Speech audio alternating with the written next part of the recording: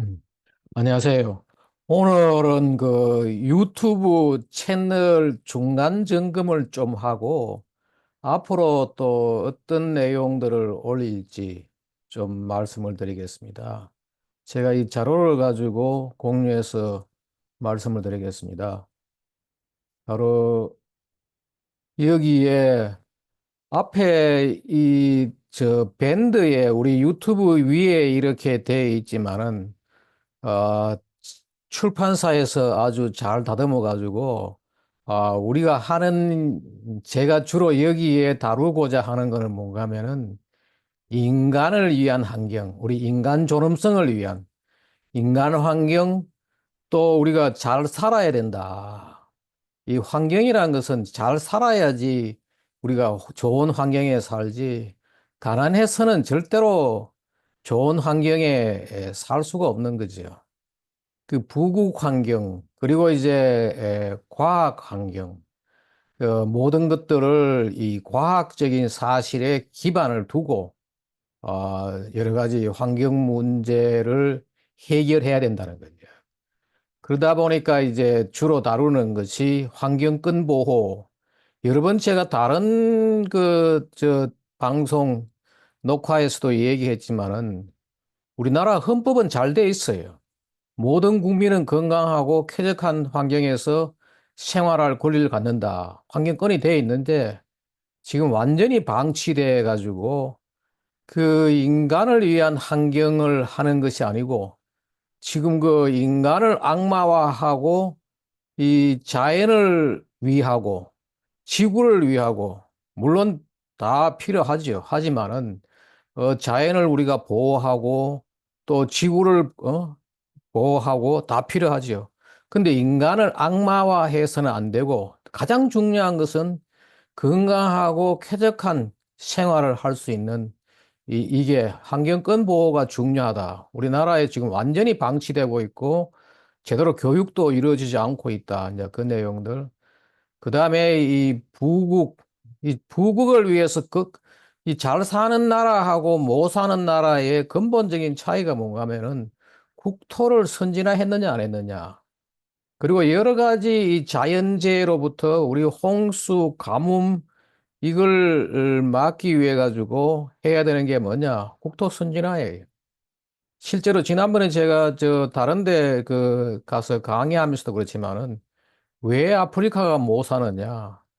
두 가지를 얘기를 하죠. 하나는 뭔가 하면은 바로 그 노인의 지혜가 없다.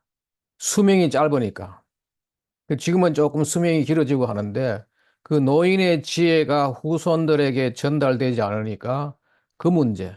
그리고 이제 국토를 선진화하지 못했다는 거예요. 지금 최근에 이제 아프리카도 여러 가지 국토의 인프라를 구축하고 한다 그러거든요.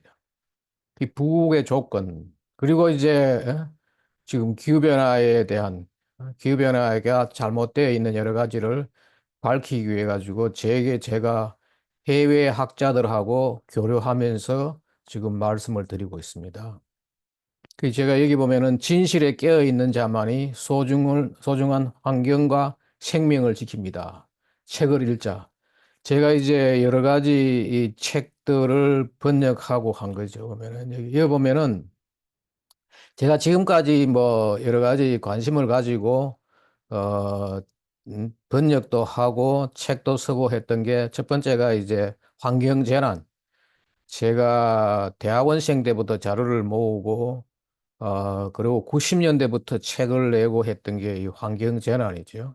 지금 최근에 나온 게 바로 환경 재난과 인류의 생존 전략 이런 것들이 이제 그거고 그 말고도 뭐 만화책도 있고 여기 있는 거는 지금 이걸 만들어준 그 어문학사에서 나온 책이에요. 한 10년 동안 나온 책인데 여기에 또 하나가 제 관심이 있었던 게 뭔가 하면 가난과 환경. 그래서 제가 이제 부국 환경, 왜 아프리카가 가난한지 뭐 그런 것들을 여기에 관련되는 책들이 바로 이 부국 환경론, 이거는 상당히 많은 사람들이 읽고 했던 것 같아요.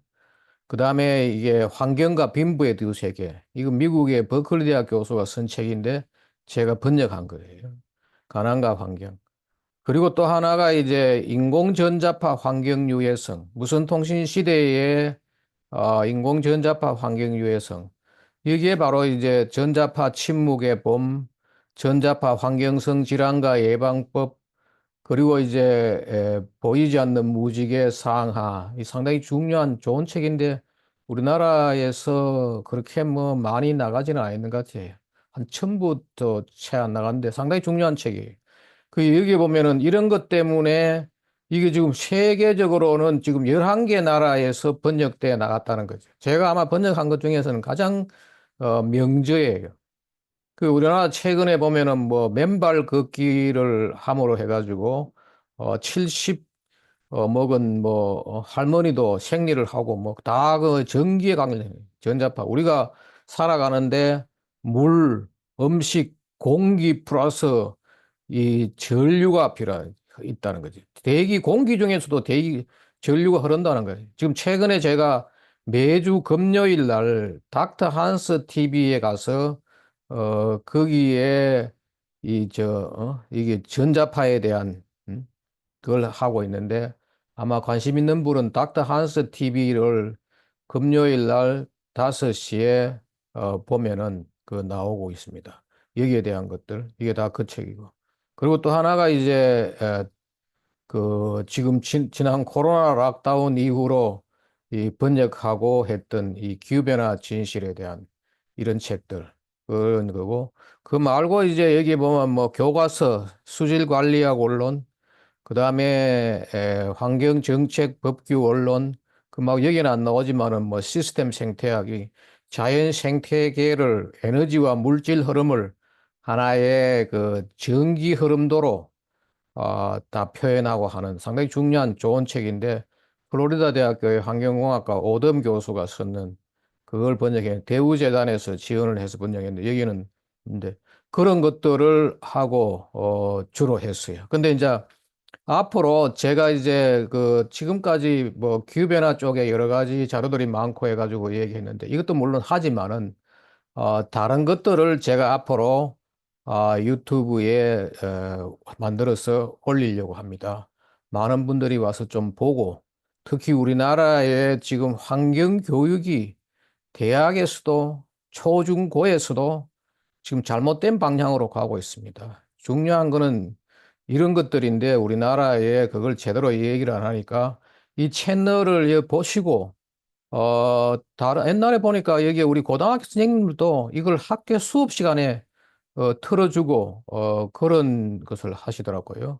아마 그럴 때 학교에서 수업 시간에 틀어주고 학생들도 많이 바르게 알게 환경을 좀 바르게 알도록 알려주시기 바랍니다. 오늘은 그래서 이제 저거를 좀 강에 대한 이야기를 좀 하려고 그래요. 특히 우리나라가 지난 4대강 사업 때문에 많은 분들이 강에 관심은 있는데 잘못된 지식을 지금 가고 있어요. 이 강이 왜 중요하냐? 특히 제가 아까 조금 전에도 이야기했지만은 이 국토 선진하는 부국의 조건이 잘 사는 나라가 되고 싶으면은 이게 지금 국토를 선진화하는 것이 가장 그 중요한데 우리는 지금 엉뚱한 지금 잘못된 그걸 하고 있다. 첫 번째 이제 우리가 제가 말씀드린 건 강 공부합시다. 첫 번째 시리즈예요.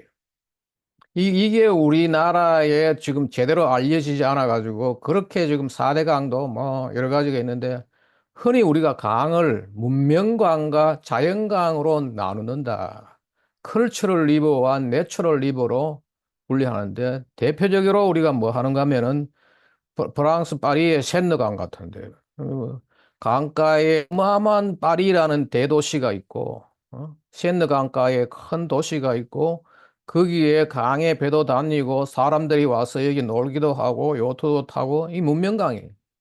자연강은 뭐냐? 아마존강 같이 여기에 뭐 아무 사람도 살지 않고 그냥 강물이 흘러가고 야생동물이 살아가고 이렇게 돼 있는 거죠.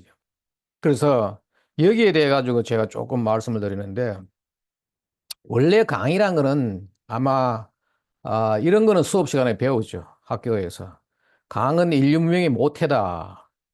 이 4대 문명, 이집트의 나일강 문명, 여기에 지금 이라크 이쪽에 보면은 메소포타미아 문명. 원래 메소라는 게 이게 중간을 말하는 거고 포타미아라는 건 강을 말하는 거예요. 유프라테스 강하고 티그리스 강 사이에 있는 여기가 인류 문명에 가장 먼저 시작했다는 거죠. 메소포타미아 문명. 그다음에 이제 인더스 강의 이 인더스 문명, 인더스 강이 있는 인디아의 인더스 문명, 그리고 중국의 황하 문명. 왜 그러면 이렇게 강가에서 문명이 생기느냐? 이 문명을 시작할 때 뭔가 하면은 모든 인류의 문명은 정착 농경 생활에서 시작해요. 한 10,000년 정도 됐다. 그전에는 뭐 유목 생활을 한 거죠. 여기에 살다가 먹을 것이 없고 또 떠나고 거기에 여러 가지 쓰레기들이 버려지고 또 떠나고 또 떠나고 유목 생활을 한 거예요. 지금도 몽골 같은 데는 가면은 유목민들이 있다는 거예요. 근데 정착 생활을 하면은 왜 강이 중요하냐? 이 농사를 짓기 위해서 바로 물을 끌어서야 되고, 그 다음에 또 바로 이거에 생활용수. 먹고, 우리 생활, 그러니까 음식을 조리하고 우리가 실제로 먹으려고 그러니까 생활용수가 필요하죠. 이 강가에 살지 않으면은 실제로 여기 정착 생활이 어렵다는 거예요. 그래서 여기에, 모든 강은 그래서 우리가 모든 문명의 모태다. 그렇게 얘기하죠. 근데 더 중요한 거는 뭐냐? 산업화 이후에 얼마나 강이 중요하냐. 원래 이 산업화하고 산업화 이전하고 차이는 뭔가 하면은 산업화 되기 전에는 말이에요. 모든 의식주를 그대로 자연에서 끌어 가져온 거죠. 땅에서 모든 의식주를 정착 생활을 하더라도 집도 볏짚 같은 걸로 짓고 모든 그걸 한 거죠. 그냥 의식주를 여기서 삼배 거기는 무명 다 그 자연의 천연섬유 이런 걸로 우리가 배도 짜고 뭐 이래가 살았던 거예요. 음식도 거기서 만들어 먹고. 근데 산업화라는 게 뭐냐? 공장이 하나 더 생긴다는 거예요. 지금 우리가 쓰는 모든 것들이 공장에서 나오는 거예요. 안경, 스마트폰, 신발, 컴퓨터, 전부 공장을 거쳐가지고. 이게 나옴으로 해가지고 이제 쓰레기도 생기고 여러 가지 그게 생기는데 이 산업화 이후에 말이에요. 엄청난 인구가 증가한 거죠. 지난번에 아마 제가 기후위기 허구론에도 뭐 들어가는 그림인데 산업화 이후에 어마어마한 인구가 증가하고 이 증가하면서 동시에 뭔가 하면은 산업화로 인해 가지고 도시에 사람들이 살 수가 있었던 거죠. 왜냐하면은 이제 한쪽에 모여 살 수가 있는 거지. 점점점 도시가 커지는 거지.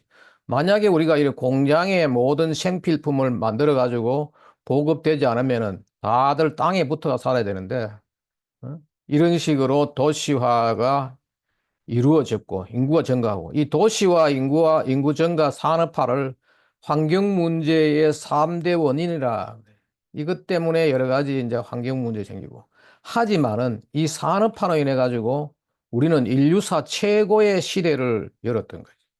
그전에는 여러 가지 결핍 또 질병도 여러 가지 그 기아의 고통을 당하고 인구도 많이 늘지 못했던 이런 시기에 근데 이제 산업화 이후에 엄청난 물질적인 풍요와 그런 인류사 최고의 시대를 열었던. 근데 이 산업화로 인해 가지고 강의 역할은 더 중요하게 된 거예요. 이 모든 것들이 이제 공장을 통해서 나오니까 공장은 뭐냐? 원자재가 있고 제품이 나오죠. 원자재에서 제품이 나오는데 그 사이에 뭐냐? 여러 가지 이제 공정이 있지요. 그 공정에 뭐가 필요하냐면은 물이 들어가는 거죠. 물하고 에너지가 필수예요. 물하고 에너지가. 근데 이렇게 들어가고 나오는 게 뭐냐? 대기오염 물질, 쓰레기, 그다음에 폐수. 이 다 뭔가 환경 문제와 관련되는 거지. 특히 물 같은 거는 뭔가 하면 용수도 필요하고 폐수도 나오는 거지. 이거를 이제 처리를 해야지 공장이 돌아가는 거지. 그래서 이것 때문에 뭔가 하면은 결국은 뭐예요? 강에서 물을 끌어와야 되고 강에서 또 사용한 물을 버려야 되니까 산업화 이후 강은 인류 문명에 더욱 중요하게 됩니다. 산업화 이전보다도 훨씬 더 강이 중요하게 돼요. 우리나라에 강가에 살고 강가에 도시가 있지만은 국민들이 아직도 강이 이렇게 우리 삶에 중요하다는 것은 잘 모르고 있고 지금 엉뚱한 뭐 녹조 이야기나 말도 안 되는 거짓말로 녹조 이야기나 퍼뜨리고 뭐 이러고 있어요. 대표적인 우리 보면은 원래 그 산업혁명의 시작은 영국에서 시작되었다. 템제강에서. 근데 이 산업혁명을 꽃피운 곳은 라인강이라 그래요. 그것이 이제 대륙으로 넘어와 가지고 여러 가지 이 지금 산업화가 영국에 시작된 것이 훨씬 더 활발하게 이루어지고 했던 거죠. 그 대표적인 우리 예로 뭔가 하면 바스프라고 지금 화학회사죠. 케미칼 컴퍼니. 전 세계적인 우리나라도 아마 지사가 나와요. 그게. 이게 이제 1865년에 루드비히 샤페닝. 여기에 독일에서 이분이 프레드릭 앵글홀이라는 이 사람이 이제 세운 회사인데 이게 대부분 외국 회사들이 그 이름을 가지고 성을 가지고 회사명을 하는데 이 경우는 특이하게 바덴 아닐린 소다 팩토리인가 뭐 그럴 거예요. 그 당시에 이 독일의 바덴 공국이 그 당시에 독일이 통일되기 전이죠. 통일정이 전에 여러 가지 공국들로 나눴는데 이 바덴 공국의 아넬린 소다, 아넬린과 소다 만들 그때 뭔가 하면은 등을 켜는 뭐 이 가스도 만들고 여러 가지 이제 했던 거지. 이 회사가 커가지고 나중에 스티로폼 만들고 비료 만들고 해가지고 전 세계적인 이제 회사가 이때 다 뭐냐? 강가에 배를 대고 여기에 물건을 들어오고 또 물건을 나가고 특히 이 바스프 같은 데가 이 강가에 이게 큰 공장들이 들어서게 된 이유가 뭔가 하면은 비료 같은 거는 질소 비료 같은 거는 뭐냐 하면은 원료가 어딨냐? 공기예요. 공기에서 질소 비료가 나와요. 그 다시 말해가지고 공기에서 식량을 만들어내는 기술들이 그 당시에 이제 1900년대 초에죠. 독일에서 나와가지고 전 세계에 보급되기 시작하면서 질소 비료죠. 그러니까 이제 물류 이게 그 배가 필요했던 거지. 이렇게 나가는데 근데 이제 어떤 일이 생기는가 하면은 1894년에 니콜라 테슬라라는 사람이 지금 우리 테슬라 차 그러죠. 이 차 이름이 바로 이 사람 건데 상당히 천재적인 사람이에요. 이분이 뭔가 하면은 교류 전기를 만들었어요. 그 이때만 하더라도 뭔가 하면은 이 공장에 물과 에너지가 이 물은 강에서 가져오고 에너지는 뭔가 하면 여기에서 모터를 발전기를 돌려야 되네. 엔진을 돌려야 되네. 엔진을 돌려가지고 만드는 거예요. 우리 옛날에 시골에 저 밭에 무슨 농약 뿌리고 저거 할 때 이게 그 농약 뿌리고 또 물퍼 올리고 뭐 할 때 다 그 농장에서 거기에 그 엔진을 돌렸어요. 기계를 둬가지고 돌렸는데 지금은 뭐하느냐? 다 전기로 하죠. 그 전기가 나옴으로 해가지고 뭐 엄청난 큰 공장들 뭐 구미공단 뭐 각종 공단에도 뭔가 하면은 거기서 돌리지 않고 전부 전기로 가지고 다 하는 거예요. 그 전기가 뭔가 하면은 이게 에너지의 순간 이동이 가능했어요. 그 에너지는 이게 순간 이동 가능했지만은 물은 여전히 뭔가 하면은 강가가 아니면은 구할 수가 없어요. 그 강가에서 전부 다 뭔가 하면은 뽑아 올리니까 이 도시와 공장은 지금도 말이에요. 강변에 세워질 밖에 없는 거죠. 강가에 아니면은 이게 물론 세울 수는 있죠. 그러면은 뭐 하느냐? 엄청난 파이프로 가지고 그 물을 옮겨야 되고 하는 그런 거죠. 그러면 또 이 강가에 쓰면 뭐냐? 물류가, 이게 쓰레기라든지 또 이 재료, 원료라든지 제품이라든지 이런 데 이제 강을 통해 나갈 수가 있으니까 훨씬 더 유리하니까 지금도 모든 도시와 공장은 강변에 세워지는 거예요. 제가 80년대에 미국에서 처음 강 공부를 할 때, 그때, 저 수업 시간에 교수분들이 하는 이야기가 뭔가 하면은, 그 정말 훌륭한 강 전문가, 정말 현명한 수질 전문가는 뭔가 하면은, 강가에 공장이 들어서고, 강가에 도시가 들어서고 해도, 거기에 강가에 맑은 물을 흘릴 수 있도록 하는 사람이 훌륭한 강 전문가고, 훌륭한 이 수질 전문가다. 근데 지금 우리나라는 완전히 잘못되어 있어요. 잘못되어 있는 게 뭔가 하면은 강가에는 아예 공장을 세우지 말아야 된다. 어? 그러면서 지금 계속 반대를 하고 말이에요. 근데 그러면은 또 바보들이 뭐 하냐면 강가에 농장은 농사는 또 지어요. 비료 뿌리고 농약 뿌리고 하는데 우리가 잘 살고 제대로 강을 관리하려 그러면은 그 생각을 바꾸어야 되는 거예요. 이런 것들을 어릴 때부터 이제 제대로 배워야지 이게 앞으로 나라가 그 부강한 나라가 되고 처음부터 해야겠죠. 이게 저 부국의 조건이다. 국토를 선진하기 위해서는. 그래서 제가 오늘 이런 이야기도 하고 합니다. 라인강 한번 보세요. 라인강. 라인강이 OECD에 소속된 나라의 화학공장 뭐 15%가 있다.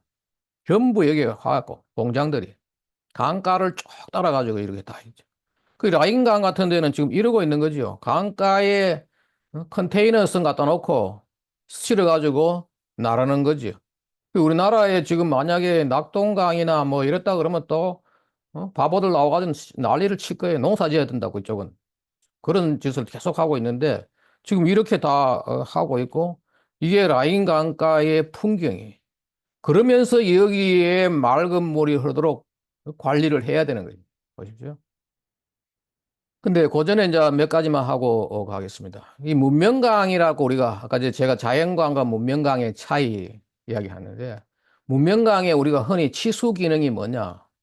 홍수가 나지 않도록 첫 번째가 치수 기능이 홍수가 나지 않도록 잘 물을 비가 내리더라도 빠져나갈 수 있게 흔히 200년에 한 번을 심한 홍수에도 어, 도시가 물에 잠기지 않도록 그런 식으로 치수를 해야 되고 또 거기서 우리가 뭐 하느냐 이수를 해야 되는 거예요.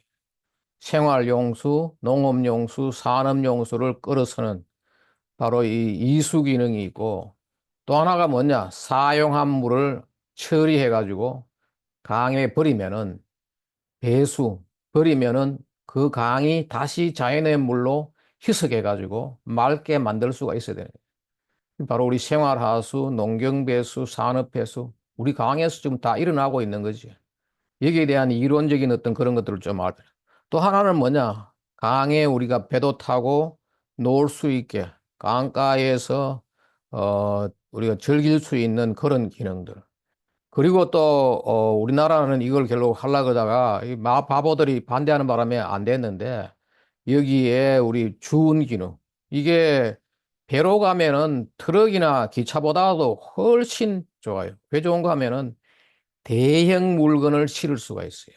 트럭이나 이게 철도는 문제가 뭔가 하면은 바퀴의 이 중량이 일정한 무게가 이상이 되면은 그 바퀴가 축이 제대로 버티지 못하는 거예요. 그래서 지금 뭐 유럽이나 미국 같은데 이 주운 기능, 이 다음에 제가 좀 더 다시 한번 더 설명할게요. 미국에는 지금 뭐 18%가 강의 배로 내륙 수로로 가고 있고 독일은 15%, 네덜란드 같은 데는 29%, 벨기에는 13% 이런 식으로 그걸 하고 있다 보십시오. 그리고 에너지도 훨씬 적게 드는 거죠. 그래서 그다음에 이제 또 발전 기능, 전력을 수력 발전 이를 생산하는 거예요. 그리고 또 하나가 뭐냐? 이렇게 하면서 여기에 건강한 생태계가 강 안에 강가에 유지될 수 있도록 이런 거를 이제 한다. 그 이런 것들을 이제 수업 시간에 배워야 되는데 이걸 가르칠 수 있는 나라 학교도 우리나라의 환경공학과도 그렇게 많지 않아요. 이런 걸 가르치고 하는데도 뭐 폐수 처리나 하고 뭐 환경 전문가다 그러면 뭐 개발 반대하는 게 마침 환경 전문가가 되는 것처럼 그런 식의 되는 거지. 근데 자연강은 말이에요. 문명강은 7가지 기능을 다 갖고 있지만은 자연강은 요거만 이게 다 필요 없는 인간이 살는 게 아니고 여기 자연 생태계에만 관련되는 거죠. 그 지금 우리 많은 사람들은 이 자연광과 문명광에 이 혼돈을 착각을 하고 있어요. 아마 그래서 4대강 반대가 심했던 이유 중에 하나가 뭐냐? 자연광과 문명광의 차이를 모르고 그걸 또 알리려고 하지 않고 언론들은 뭐 못 모르고 이제 뭐 반대하면 좋은 줄 알고 뭐 그러고 그랬다. 근데 문명강을 관리하기 위해서는 뭐 해야 되냐? 끊임없이 강을 준설하고 제방을 쌓고 댐을 만들고 보를 만들고 하고 뚝이에요. 이 다 다른 거예요. 이런 것들을 만들어 가지고 관리를 해야 되는 거예요. 관리를 해야 되는데 우리나라도 사실은 이걸 했어요. 과거에 댐, 제방, 보, 그 영어로는 댐, 뱅크, 웨어, 바라지라 그러는데 국토 곳곳에 이걸 만들었어요. 그런데 이제 4대강에 보 만들라 그러니까 많은 사람들이 반대를 했죠. 그리고 이게 이제 우리나라 뭐 곳곳에 댐 있죠. 소양댐, 충주댐, 뭐 댐이고. 그리고 또, 재밌는 사실은 뭔가 하면은 특히 이게 옛날부터, 이 강을 두고 말이에요. 강을 두고 댐 만들고 또 그 제방을 쌓고 하다가 보니까 원래 우리가 영어에 은행을 뱅크라 그러죠. 이 뱅크란 말도 뭔가 하면 강에서 나온 거예요. 강에 뚝을 쌓아가지고 또 이게 이 강을 이렇게 제방으로 막아가지고 물을 채워둔다. 은행에 예금을 하는 거나 그 제방에다가 물을 채우는 거나 같은 거예요. 그래서 이제 뱅크란 말이 여기서 나온 거고 또 우리 쓰는 라이벌이라는 말, 경쟁자 이게 뭔가 하면은 라이벌이라는 것도 리버에서 온 거예요.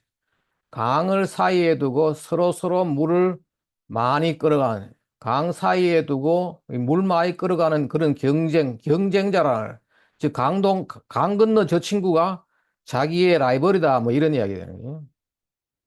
그리고 또 여기 우리 뭐 잠실의 수중보 이번에 이게 금강의 공주봉강 그렇죠? 이 보는 원래가 뭔가 하면은 요 물을 찰랑찰랑 넘치게 해가지고 수위 조절을 하고 또 이 이 보가 또 뭐 홍수를 일으킨다 뭐 난리던데 아니 홍수를 방지하기 위한 보가 어떻게 홍수를 방지하느냐 제가 여러 번 그랬는데 이것도 따로 제가 한번 또 이론적으로 또 이야기를 하겠습니다. 이런 식으로 하고 또 많은 바보들은 또 은하고 이 보를 착각을 해요. 은은 뭔가 하면은 이게 다라지는 뭔가 하면은 보하고 다른 게 물을 완전히 막아요. 막아가 뭐 하느냐. 바닷물이 밀려 들어오는 걸 막아버리는 거예요. 항상 닫혀 있어요. 보는 뭐냐? 물을 찰랑찰랑 넘어가는 거지. 이 보하고 이 은이 다른데 옛날에 어떤 사람 보니까 보가 마치 은인 줄 알고 착각을 해가지고 말이에요. 물이 흐르지 않느니 어쩌고저쩌고 뭐 난리를 치고. 근데 이게 다 뭐냐? 이게 지난 정부에서 4대강 사업을 하면서 제대로 홍보를 안 하고 그 일부에 관련하는 사람들이 하고 나면 다 좋아한다는 그런 식으로 계속 이야기를 해가지고 끝나고 나니까 뭐 또 거기에다가 엉터리 짓을 많이 해가지고 됐어요. 그런 식의 이제 그걸 한다. 우리 한번 보세요. 그래서 저 뭐 세계 주요 강들 문명강에 다 보가 있죠. 영국 템즈강에 45, 우리나라보다 훨씬 더 촘촘하게. 프랑스 샌느강에 34개, 예? 유럽의 라인강에 86개, 미국의 미시시피강에 43개, 이런 등등이 있어요. 그래서 우리가 뭐라 그러냐 하면은 문명이 있는 곳에 강이 있고 그 강에는 보가 있다.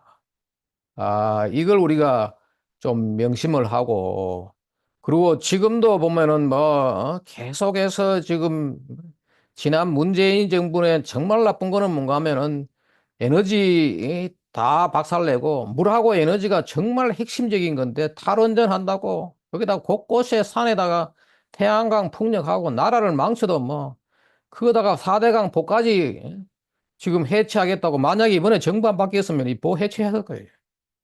못 모르고 그런 거지. 거의 뭐 환경 탈레반들이 뭐 이 말하면 그게 오는 줄 알고 다 그랬다고요. 이런 것들을 제가 앞으로 조금씩 다시 정리해 가면서 말씀드리겠습니다. 그리고 또 하나가 뭔가 하면은 지난번에 제가 펜앤마이크에서 오랫동안 이런 4대강에 대한 것들을 여러 가지가 있는데, 펜앤마이크에서 중간에 무슨 뭐 문제가 있어가지고, 제 했던 것들, 그러고 그전에 뭐 다른 분 한 것도 마찬가지예요. 거의 전부 다를 삭제를 해버렸어요. 다행히 제가 했던 여러 가지 동영상을 제가 다 챙겨놔가지고, 앞으로 그때 펜앤마이크에서 했던 것들을 중간중간에 같이 올릴 테니까, 많은 분들이 보고 또 여러 곳에 공유해 주기 바랍니다. 그리고 오늘 했던 내용은 제 저서, 수질 관리학 원론이라는 책이 있어요. 이 책을 한번 보십시오. 이 책이 여기 있지만은 이 책은 하천과 강, 호수와 저수지, 하구와 항만의 수질 관리를 위한 과학과 기술, 정책 등을 포괄적으로 정리한 실용적 입문서다. 전문가로 가는 입문서. 그 앞부분에는 일반적인 내용, 그리고 이제 대학에서 배울 제가 대학교 학생들, 학부 학생들을 강의하면서 사용했던 이 교과서입니다. 여기에 들어있으니까 좀 더 필요하신 분은 이걸 보시고 아니면은 이거를 지역 도서관 같은 데 좀 신청해가지고 많은 분들이 좀 볼 수 있게. 그리고 우리나라에 지금 초중고에 적어도 말이에요. 오늘 말씀드린 이 정도는 학교에서 애들한테 가르쳐야 되는데 그걸 진짜 엉뚱한 일, 뭐 별로 스물 수도 없고 그런 강의는 많이 하는데 그걸 지금 제대로 안 하고 있습니다. 그래서 많은 분들이 좀 알아야지 이게 우리 나라가 잘 사는 나라가 되고 우리 선진국이 되는 그런 길입니다. 오늘은 이 처음으로 저걸 했습니다. 앞으로 이게 우리 유튜브가 어떻게 할 거냐. 제가 주로 할 내용들을 얘기했고, 또 부국이 되기 위해서 가장 중요한 국토 선진화, 그중에 이제 4대강에 대한 것들, 했습니다. 예, 시청해 주셔서 감사합니다.